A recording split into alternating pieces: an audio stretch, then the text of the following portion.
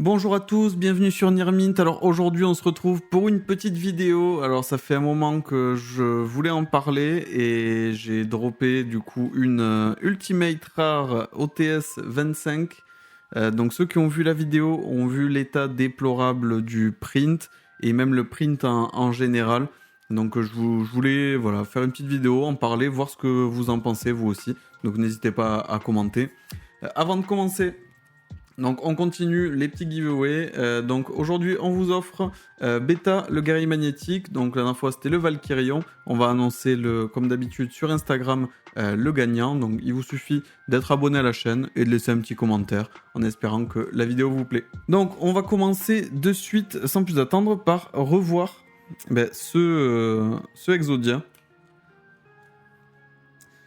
Alors pour la petite histoire, j'en ai racheté un parce que je voulais l'envoyer en gradation. Donc j'en ai racheté un à envoyer. Il a exactement les mêmes problèmes de print. Alors on va essayer de le voir tranquillement. En fait, il y a plein de micro-rayures partout sur l'holographisme.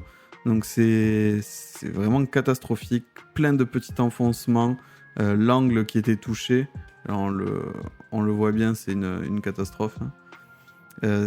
Vraiment comme plein de rayures. Donc c'est sûrement lié au print des OTS qui est vraiment pas terrible. Donc un peu déçu de ça. Bon, c'est pas grave, on fait avec. Donc j'en ai envoyé une qui n'avait pas l'angle abîmé parce que bon, malgré tous les défauts, je voulais voir avec ce print là comment c'était gradé chez CCC Grading. Donc on l'a envoyé, ça devrait pas tarder à arriver, mais vraiment extrêmement déçu de ces OTS, donc très particulier.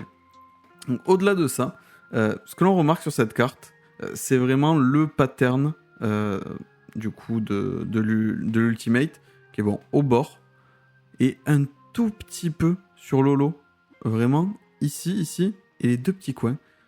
Rien du tout sur l'holographisme, donc la carte est très plate. Parce que, comme je disais la dernière fois, on dirait une commune à laquelle on a mis un bord Ultimate. Donc vraiment surpris de ce choix de la part de Konami. C'est vraiment très très particulier.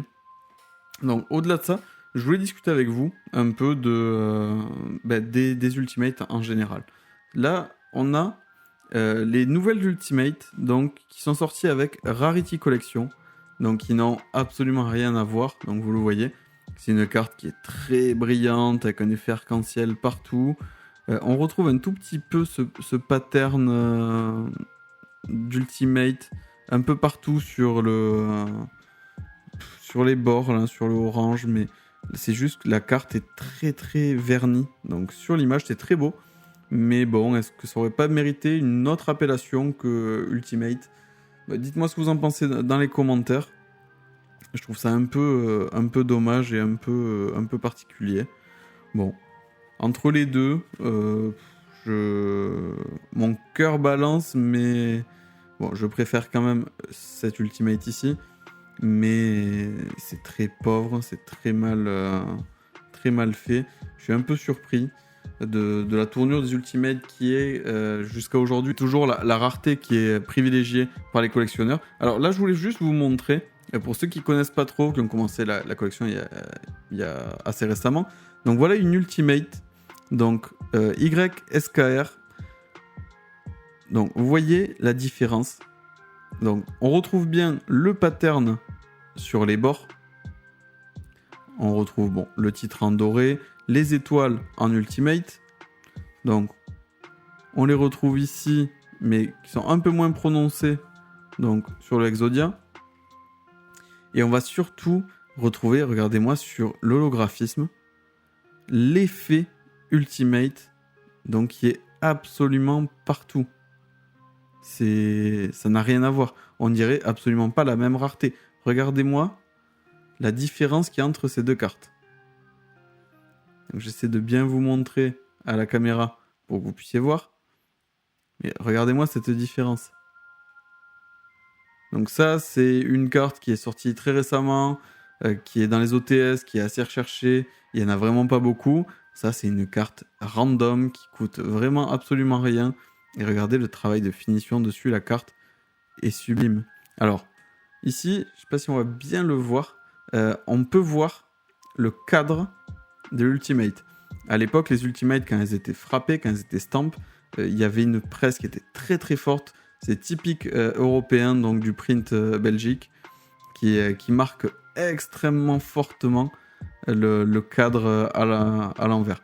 Alors ça empêche souvent en gradation, en tout cas chez PSA, d'avoir du 10 ou autre sur ces cartes-là. C'est considéré comme un défaut. Bon, je peux comprendre, mais bon, c'est sorti d'usine comme ça, elles sont quasiment toutes comme ça. C'est un peu dommage, je trouve, de pénaliser les cartes en sortie d'usine. Ça, c'est une autre discussion qu'on pourra avoir sur la gradation.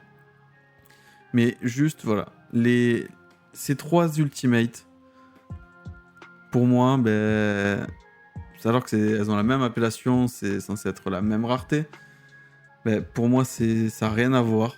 Je trouve que les Ultimates de l'époque éclatent complètement les autres. Donc ici, on a 2 gros défauts. Le premier gros défaut, c'est le travail feignant qui a été fait côté Konami pour l'Ultimate sur l'Exodia. Cette carte existe côté OCG, donc pas en OTS, mais Exodia en Ultimate côté OCG. Je vous mettrai des photos d'illustration pour que vous puissiez voir la différence. Toute la carte est travaillée, cette carte est vraiment magnifique. Et nous, on a quoi? On a une commune avec des bords brillants. Wouhou, c'est super. Et malgré ça, je dis pas si il n'y avait pas trop d'effets, mais que la carte avait un print magnifique, super bien centré ou autre. Mais c'est une catastrophe. Juste l'angle là, c'est incroyable. C'est sorti de booster. Hein. On l'a sorti ensemble en vidéo. C'est sorti de booster comme ça. On a surtout des rayures, des points d'enfoncement partout. Et je vous dis, j'ai racheté cette carte pour l'envoyer en gradation. C'est exactement la même. L'angle n'était pas touché, mais le centering, pareil, des micro-rayures partout. Alors, on va voir comment CCC le grade. C'est un test. Hein. Donc là, l'évolution des prix, la carte avoisine maintenant les 20 €. Donc le prix continue à baisser. J'ai acheté un petit peu tôt. J'ai pas fait la meilleure affaire du siècle. Mais bon, c'est pas grave. J'en ai drop une. Bon, tant pis, vu l'état, elle restera dans le classeur et j'aurai l'autre que j'ai acheté pour le binder. Ensuite, voilà, ces nouvelles Ultimate, je sais pas ce que vous en pensez, mais pour moi, je sais pas, on aurait dû avoir une autre appellation que Ultimate. Pour moi, elles n'ont absolument rien à voir. On retrouve en fait le principe d'avoir un holographisme très marqué qui se différencie au premier coup d'œil, mais alors c'est pas pour être méchant ou autre, ça on dirait une carte AliExpress qui vient de Chine, on dirait une contrefaçon. C'est tellement brillant, c'est tellement trop. Alors pourquoi pas? Sur certaines cartes, ça se prête très bien. J'ai envoyé à grader un golem de lave. Pareil, la carte ressort vraiment magnifiquement bien. Mais pour moi, une Ultimate, ça ne peut être que ça. Regardez ces cartes-là. À quel point ça donne un effet de profondeur, un effet de 3D. Même aux États-Unis, elles sont pas autant marquées. Il y a vraiment des différences. J'essaierai de vous trouver des images, des différences entre les versions US et Europe. Pour une fois, l'Europe éclate tout. On a vraiment des Ultimates qui sont extrêmement profondes, qui ont un niveau de détail qui est fou. Les Ultimate US sont plus plates, plus ternes. Il y a beaucoup moins de détails. C'est vraiment incroyable. Et ça, ça c'est perdu. Et je sais pas si c'est le procédé de fabrication. Je pense que c'est toujours une histoire de coûts, de gros sous. C'est vraiment dommage. Mais je sais pas comment on est passé de ça à ça. Mais on y est passé. Et personne dit rien. Tout le monde s'en fiche en disant bon, mais c'est pas grave. Les cartes, c'est fait pour jouer. C'est pas fait pour collectionner.